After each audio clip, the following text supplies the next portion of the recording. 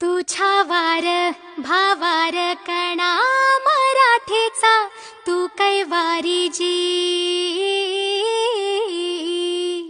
तू अस्मिता कीर्ती तू अभिमान मातीचा, तू शिवबाचा मावळाजी. हे नव्या युगाची पहाट श्वासात नवनिर्माण लहरून देऊ राजी. हे नव्या पर्वाची ही वाट संकटाला देऊ मात, भिडवूया झेंडा गगनाशी.